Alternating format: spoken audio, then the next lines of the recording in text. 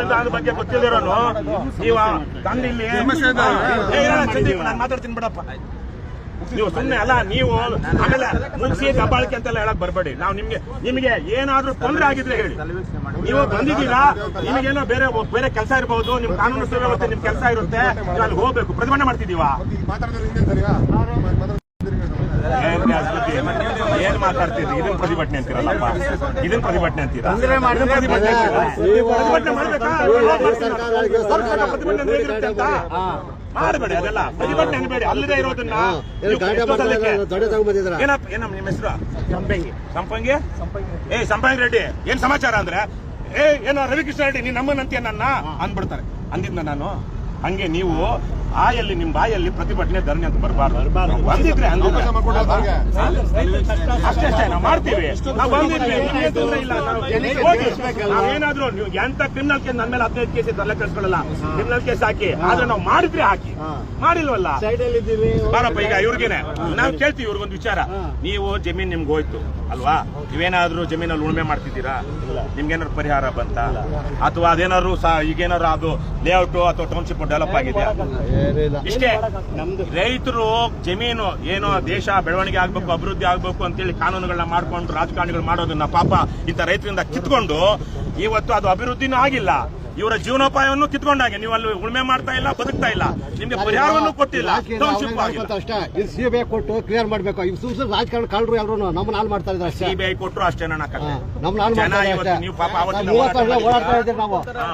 CBI ಕೊಂಡ್ಕೊಳ್ತಾರೆ. ಇವಾಗ ಅದಕ್ಕೇನೆ ಹೇಳಿದಾಗೆ ನೋಡಿ, 338 ರೂಪಾಯಿ ಒಂದು ಬಸ್ಸು. ಈ ಬಸ್ಸು ಈ BMTC ಬಸ್ ಹೋಗ್ತಾ ಇದೆಯಲ್ವಾ? BMTC ಬಸ್ಗೂ ಅದಕ್ಕೂ ಇದೆ ತಾನೆ 987. 1,000 ರೂಪಾಯಿ ಇಲ್ಲಿಂದ ಅಲ್ಲಿಗೆ ಹೋಗೋದು. ನಾನು ಹೋದ್ರೆ 350 ರೂಪಾಯಿ ಕಟ್ಟಬೇಕು. ಇಷ್ಟು ದುಡ್ಡು ಹಾಕಿ ಮಾಡ್ತಾ ಇದ್ದಾರೆ. ಹಾಗಾಗಿ ಈ ವಿಚಾರವಾಗಿ ಪೊಲೀಸ್ ಹೇಳ್ತಾ ಇದ್ದಾರೆ, ನಾವೊಂದು ವಿಚಾರ ಮಾಡೋಣ. ನಾವಿದ್ರೆ ಇವರಿಗೆ ಪ್ರತಿಭಟನೆ ಇವತ್ತು ಸ್ಥಳ ವೀಕ್ಷಣೆ ಏನಿದೆ ಅಂತ ತಿಳ್ಕೊಳ್ಳೋಣ ಅಂತ ಬಂದಿದ್ದೀವಿ. ನಾವು ಬೇಕಾದ್ರೆ ಹೋರಾಟ ಮಾಡಬೇಕು ಅನ್ನೋವಾಗ ಬೇಕಾದ್ರೆ ಬಂದ್ ಮಾಡ್ಸೋದು ಹೇಳೇನೆ, ಪೊಲೀಸರಿಗೆ ಹೇಳೇನೆ ಮಾಡೋಣ. ನಾವೇನಾರು ಅದಕ್ಕೆ ಬಂದಿದೀವಾ? ಇಲ್ಲ. ನಾವೇನೋ ಬಂದಿದೀವಿ KRS ಪಕ್ಷದವರು. ನೀವೆಲ್ಲ ಹಳ್ಳಿ ಜನ, ನೀವೇನು ಧರಣಿ ಮಾಡ್ತೀವಿ ಅಂತ ಬಂದಿದ್ದೀರನಪ್ಪ? ವಿಚಾರ ನಾವು ಬಂದಿದ್ದೀವಿ, ವಿಚಾರ ಹೇಳೋದಕ್ಕೆ ಅಂತ ಬಂದಿದ್ದೀರಲ್ಲ. ಇನ್ನೇನಾದ್ರೂ ನಿಮ್ ವಿಚಾರ ಇದ್ರೆ ಹೇಳಿ. ಟೋಲ್ ಪಕ್ಕದಲ್ಲೇ ನಮ್ದು ಎಸ್ಟಿಗಳ ಜಾಗ ಇದೆ ಸರ್. ಅದು ಇಲ್ಲಿ ಪಾಣಿನಲ್ಲಿ ನಮ್ಮ ಹೆಸರೇ ಇಲ್ಲ ಸರ್. ನಾವು ಯಾವ ಯಾರು ಆಮೇಲೆ ಸರ್ ಇನ್ನೊಂದೇನು ಗೊತ್ತಾ, 5 ಗುಂಟೆ 10 ಗುಂಟೆ 15 ಗುಂಟೆ ಇರೋರು ಇದ್ದಾರೆ. ಮನೆ ಕಟ್ಟಬೇಕು ಅಂದ್ರೆ ಎಷ್ಟು ನೋವು ಪಡ್ತಾ ಇದ್ದಾರೆ ಅಂದ್ರೆ ಏನು ಮಾಡ್ಸಕ್ ಬಿಡ್ತಾ ಇಲ್ಲ ಸರ್. ತುಂಬಾ ಎಷ್ಟು ಜಾಗ ಸರ್ ನಮ್ದು ಬಡವರಿಗೆ ತುಂಬಾ ಕಷ್ಟ. ಈ ಜಮೀನು 7 ಎಕರೆ ಜಮೀನ ಎಕರೆಗೆ 120 ಕೋಟಿಗೆ ಹೆಲಿಪ್ಯಾಡ್ ಮಾಡಿ ಇಟ್ಕೊಂಡು ಬರೋರು ಬರ್ತಾರೆ, ಇಳಿತಾರೆ, ಆರಾಮಾಗಿ ಬರ್ತಾರೆ. ಇಲ್ಲ ಹೆಲಿಪ್ಯಾಡ್ ಇಲ್ಲ.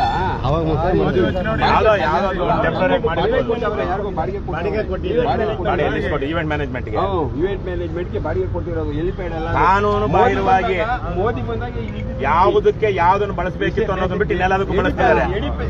ಅಲ್ಲಲ್ಲ ಬಿಡಿ, ಅದು ಒಂದು ವಿಚಾರ ಆಗ್ಬಿಟ್ಟು ಅದೇನೋ ಅದನ್ನ ಯಾವ್ದಕ್ ಬಳಸಬೇಕಾಗಿತ್ತು ಅದನ್ನ ಬಳಸ್ತೀರಾ, ಬೇರೆ ಖರ್ಚು ಮಾಡ್ತಾ ಇದಾರೆ, ಮತ್ತೆ ಅದನ್ನ ದುಡ್ಡು ಮಾಡ್ಕೊಳ್ತಾ ಇದ್ದಾರೆ ಅಲ್ವಾ? ಸರಿ, ಇವಾಗ ನಮ್ಮ ಸರ್ಕಾರ ಏನ್ ಮಾಡ್ತಾ ಇದೆ? ಸರ್ಕಾರ ತಾಯಿ ಸ್ಥಾನದಲ್ಲಿ ನಿಂತ್ಕೊಂಡು ಅನ್ಯಾಯ ಆಗದ ರೀತಿನಲ್ಲಿ ನೋಡ್ಕೊಳ್ಬೇಕು ಅಲ್ವಾ? ಕಾನೂನುಗಳನ್ನ ಯಾವ್ದಾದ್ರು ಕಾನೂನು ಲೂಪ್ ಹೋಲ್ಸ್ ಇದ್ರೆ ಅದನ್ನ ಸರಿಯಾಗಿ checks and balances hockey. Minister ಅಲ್ಲ, ಚೀಫ್ ಮಿನಿಸ್ಟರ್ ಅಲ್ಲ, ಅವ್ರದ್ದು ಇರುತ್ತೆ, ದೇವೇಗೌಡರದ್ದು ಇದೆ, ಜಯಂತ್ ಪಟೇಲ್ರದ್ದು ಇದೆ, ದೇವೇಗೌಡರದ್ದು ಇದೆ, ಸಿದ್ದರಾಮಯ್ಯಂದು ಇದೆ, ಯಡಿಯೂರಪ್ಪಂದು ಇದೆ. ಅವ್ರು ಹೇಳ್ತಾ ಇದ್ರು ಬೆಳಿಗ್ಗೆ, ಅವ್ರು ನಾಗರಾಜ್ ಅಥವಾ ಇನ್ನೊಬ್ಬರವರು ಯಡಿಯೂರಪ್ಪನವ್ರ ಹತ್ರ ಹೋಗಿ ಹೇಳಿದ್ರಂತೆ, ಸರ್ ಈಗ ಮಾಡ್ಬೇಡಿ ಸರ್ ಅಂತ ಹೇಳಿ. ಎಲ್ಲಾ ಪಕ್ಷದವ್ರು ವಿರೋಧ ಪಕ್ಷದಲ್ಲಿದ್ದಾಗ ಒಂದು ಮಾತಾಡ್ತಾರೆ, ಆಡಳಿತ ಪಕ್ಷಕ್ಕೆ ಬಂದಾಗ ಅವರು ನ್ಯಾಯ ಕೊಡಿಸ್ತಾ ಇಲ್ಲ. 330 ಎಕರೆ ಎಕ್ಸೆಸ್ ಲ್ಯಾಂಡ್ ಇತ್ತು. ಯಡಿಯೂರಪ್ಪನ ಸರ್ಕಾರದಲ್ಲಿ 526 ಎಕರೆ ಸೈನ್ ಹಾಕಿ ಕೊಟ್ಬಿಟ್ರು ಯಡಿಯೂರಪ್ಪ. ಯಾರಿಗೆ? ಅದಕ್ಕೆ ಎಲ್ಲಾ ಸರ್ಕಾರಗಳು ಅದಕ್ಕೆ ಯಡಿಯೂರಪ್ಪನವ್ರಿಗೆ ಎಷ್ಟು ಬಂದಿರಬಹುದು? ಚೆಕ್ಕಲ್ಲೇ ನಾವೆಲ್ಲ ಮುಖ್ಯಮಂತ್ರಿಗಳು, ಇವತ್ತಿನ ಮುಖ್ಯಮಂತ್ರಿಗಳು ಬೇಕಾದ್ರೆ ಹೇಳ್ತಾರೆ, ಯಾಕಂದ್ರೆ ಅವರು ಯಡಿಯೂರಪ್ಪನ ಹತ್ರ ಡಿನೋಟಿಫೈ ಮಾಡಿಸ್ಕೊಂಡಿದ್ದವ್ರೆ. ಆದ್ರೆ ಅವರ 724 ಎಕರೆ KPCC ಚೇರ್ಮನ್ ಪ್ರೆಸಿಡೆಂಟ್ ಇದಾರಲ್ಲ ಇವತ್ತು ಹರಿಪ್ರಸಾದ್, ಅವ್ರು ನಾನು 100 ಸಲ ಹೇಳಿದ್ದೀನಿ ಅದನ್ನ. ನಾನು ಹೇಳಿದ್ದನ್ನ ಅವರು ಇವಾಗ ಹೇಳ್ತಿದ್ದಾರೆ. ಏನು, ಅಪ್ಪನ ಹೆಸರಲ್ಲಿ ಮಗ ಸೈನ್ ಮಾಡ್ದ 20 ಕೋಟಿ, ಅದು ಪ್ರೇರಣಾ ಟ್ರಸ್ಟ್ ಇಂದ. ಏನು PS ಅವ್ರು ಇದೆಯಲ್ವಾ, ಪ್ರೇರಣಾ ಟ್ರಸ್ಟ್ ಅಂತ ಮಾಡ್ಕೊಂಡು ಅಲ್ಲಿ ಅವ್ರಿಗೆ ಡಿನೋಟಿಫೈ ಮಾಡೋದಕ್ಕೆ 10 ಕೋಟಿಗೆ ಚೆಕ್ ಅಲ್ಲಿ ದುಡ್ಡು ತಗೊಂಡಿದ್ದಾರೆ. ಇನ್ನು ಇಲ್ಲಿ 500 ಕೋಟಿ 500 ಎಕರೆ ಮಾಡಿದ್ರೆ ಇನ್ನೆಷ್ಟು ಕೋಟಿ ತಗೊಂಡಿರ್ಬೋದು? ಹಾಗೆ ನಡೀರೋಣ, ಹಾಗೆ ಮಾತಾಡ್ಕೊಂಡು ಹೋಗೋಣ, ಹೀಗೆ ಮಾತಾಡ್ಕೊಂಡು ಹೋಗೋಣ.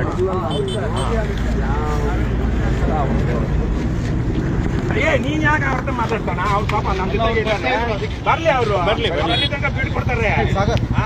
ಅವ್ರಿಗೆ ಪಾಪ ಅವ್ರಿಗೆ ನಾವೇನ್ ತೊಂದರೆ ಮಾಡಿಲ್ಲ. ಅವ್ರ ಪಾಪ ಅವ್ರನ್ನ ಖಾತ್ರಿ ಮಾಡ್ಕೊಳ್ಬೇಕಲ್ಲ ಮೇಲ್ ಆಫೀಸರ್. ಆಮೇಲೆ ಅವ್ರಿಗೆ ಇದ್ ಮಾಡಲ್ವಾ ಬೀಡ್ ಕೊಡಬೇಕು.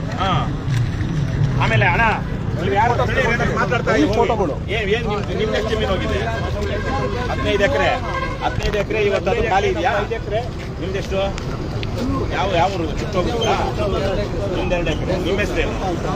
ರಾಮಯ್ಯ. ದುಡ್ಡು ತಗೊಂಡಿಲ್ಲ.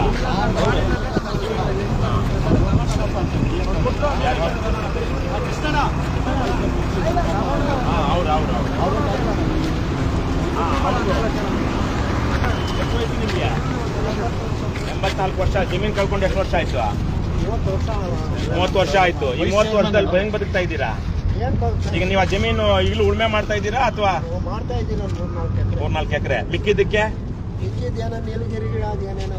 ಅದೇ ಪರಿಹಾರ ತಗೊಂಡಿಲ್ಲ. ನೀವು ಇವತ್ತು ಅದನ್ನ ಮಾರೋದಿಕ್ಕೂ ಆಗೋದಿಲ್ಲ. ಯಾವಾಗ ಬೇಕಾದ್ರೂ ಸರ್ಕಾರದ ಹೆಸರಲ್ಲೇ ಇದೆ. ನೀವು ಒಂಥರ ಸ್ವಾಧೀನದಲ್ಲಿದ್ದೀರಾ ಕಾನೂನು ಬಾಹಿರವಾಗಿ. ಆದ್ರೆ ನಿಮ್ಮ ಹೆಸರಲ್ಲಿ ಎಕರೆಗೆ 8 ಲಕ್ಷ ಅಂತ ಕೋರ್ಟಲ್ಲಿ ದುಡ್ಡು ಇಟ್ಟಿದ್ದಾರೆ.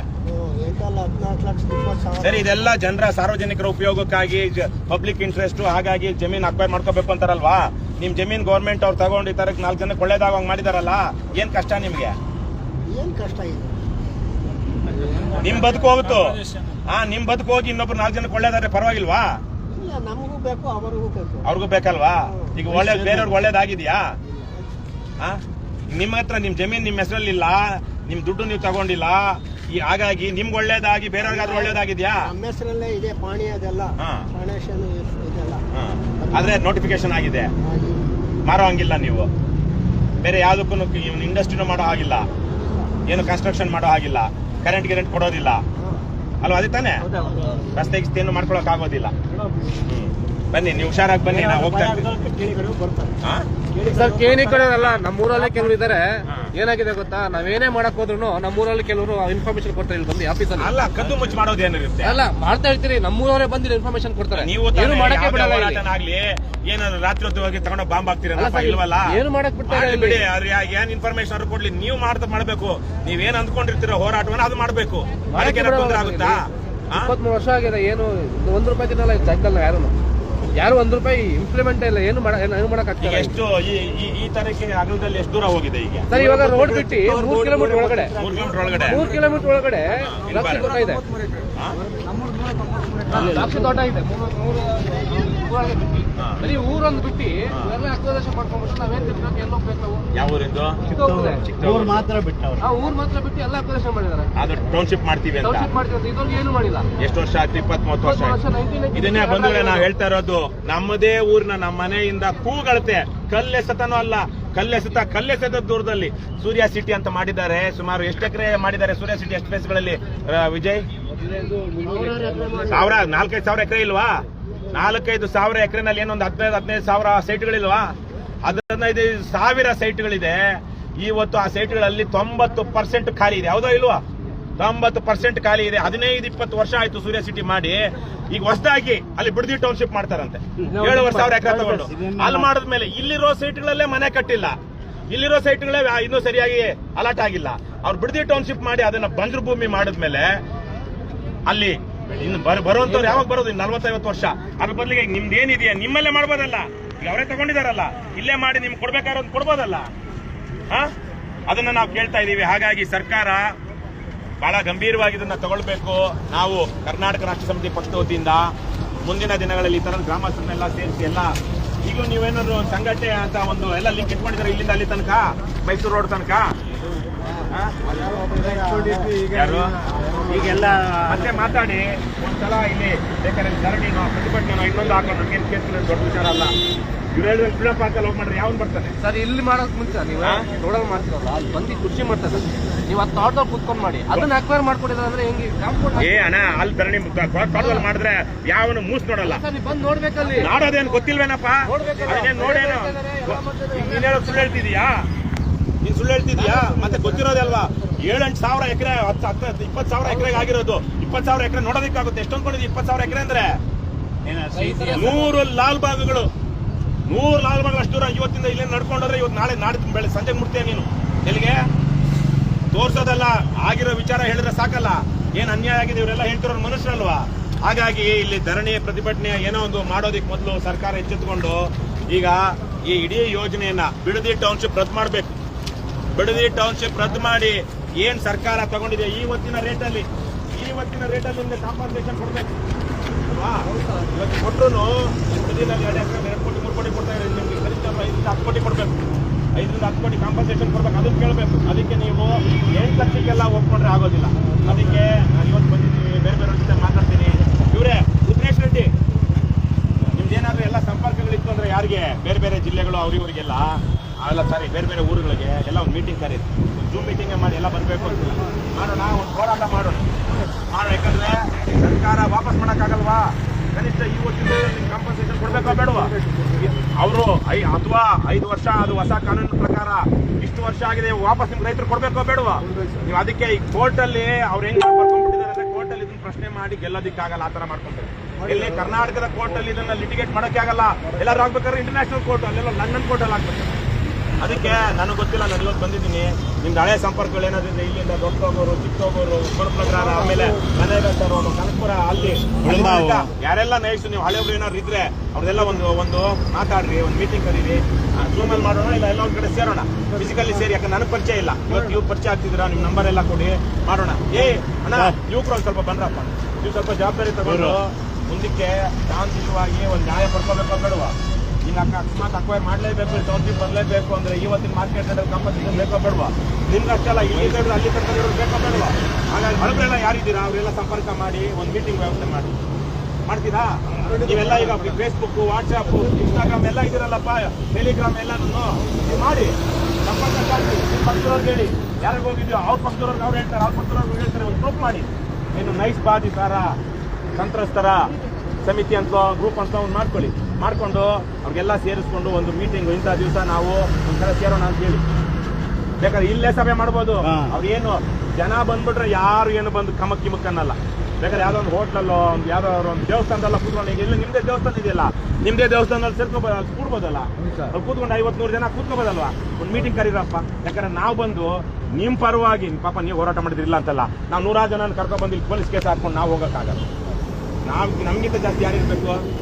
ನೀವಿರ್ಬೇಕು. ಅದಕ್ಕೆ ಇವತ್ತಿದೊಂದು ಆರಂಭ ಅಂತ ಮಾಡಿ. ಇನ್ನೂ ನಿಮ್ಗೆ ನ್ಯಾಯ ಸಿಕ್ಕಿಲ್ಲ ಅಂದ್ರೆ ಪಾಪ ಅವ್ರ ವಯಸ್ಸಾಗಿ 85 ವರ್ಷ ಕೃಷ್ಣಪ್ಪ ಅವರು ಅಲ್ವಾ?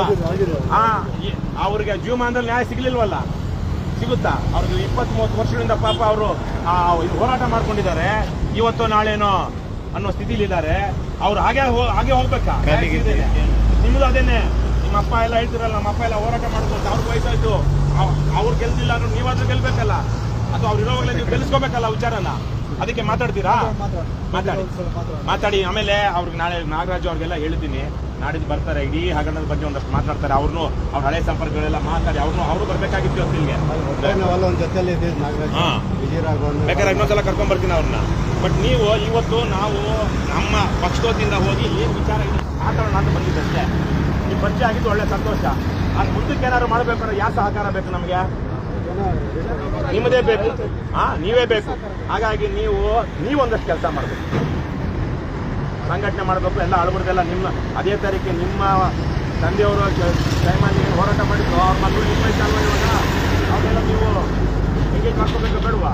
ಲೀಡರ್ಶಿಪ್ ತಗೊಳ್ಳಿ. ನಿಮಗೆ ಬೇಕಾಗಿರೋ ಸಪೋರ್ಟ್ ನಾವು ಮಾಡ್ತೀವಿ. ನಾವು ಆ ಲೋಕವರ್ಗಳು ಪ್ರಸ್ತುತ ತಾರೀಕಿಗೆ ಹೋಗಿ ಡೀಲ್ ಆಗೋದು ಮಾಡೋದು ನಿಮ್ಗೆ ಗೊತ್ತಿದೆ ಅಲ್ವಾ? ಅಂಥದ್ದೆಲ್ಲ ಇಲ್ಲ. ಕೇಸು ಗೀಸ್ಗೆಲ್ಲ ನಾವು ಅಂಜೆಲ್ಲ ಮಾಡೋದಿಲ್ಲ. ಆಮೇಲೆ ಯಾವನ ಹತ್ರನೂ ಡೀಲ್ ಆಗೋದಿಲ್ಲ. ಪಾಪ ಬಹಳ ಜನ ಅದೇ ಪ್ರಾಣರು ಕಳ್ಕೊಂಡಿದ್ದಾರೆ. ಅವರು 1,80,000 ಸಂಬಳ ಬರ್ತಾ ಇತ್ತು ಅವ್ರು ನಾಗರಾಜ್ ಅವ್ರಿಗೆ. ಈ ಕೇಸ್ ಹೋರಾಟ ಮಾಡಬೇಕು ಅಂತ ಹೇಳಿ ಅವ್ರು ಗೌರ್ಮೆಂಟ್ ಕೆಲಸ ಬಿಟ್ಟು ಇಷ್ಟೊತ್ತಿಗೆ ಅವರು ಡಿಸಿ ಆಗಿರ್ತಾ ಇದ್ರು. ಅದಕ್ಕೆ ಈಗ ಆವತ್ತಿಗೆ ಎಷ್ಟೋ ಸಲ ನಿಮಗೆ ಬೇಸರ ಆಗಿದೆ, ನೋವಾಗಿದೆ, ಸೋಲಾಗಿದೆ, ಒಂಥರ ಜುಗುಪ್ಸೆನೂ ಆಗಿದೆ. ಮತ್ತೆ ಹೊಸದಾಗಿ ಶುರು ಮಾಡ್ಬೇಕಲ್ಲ ಬದುಕನ್ನ, ಹೋರಾಟನೂ ಹಾಗೆ. ಅದಕ್ಕೆ ನೀವು ಇಂಥವ್ರಿಗೆಲ್ಲ ಹುಡುಗರಿಗೆಲ್ಲ ಹೇಳಿ ಅವ್ರ ಮುಂದೆ ಬಿಡ್ಬೇಕು. ನೀವು ಕೊಟ್ಟ ನೀನು ಮುಂದುವರಿಯಪ್ಪ ಅಂತ చెప్పಲ್ಲ. ಮಾಡ್ರ ಹೇಳಿದ್ರು ಅವರು. ಇನ್ನೊಬ್ರಲ್ಲಿ ಸಂಪರ್ಕ ಹೇಳ್ತೀನಿ ಯಾರು ನಾವಲ್ಲಿ ಹೋಗೋಣ, ಒಂದು ಕಾಫಿ ಟೀ ಕೂಡ ನಡೀರಿ. ಹಂಗೆ ಹೋಗಿ ಗಾಡಿ ತಗೊಳ್ಳಿ, ಮಿಕ್ಕವರೆಲ್ಲ ಬನ್ನಿ.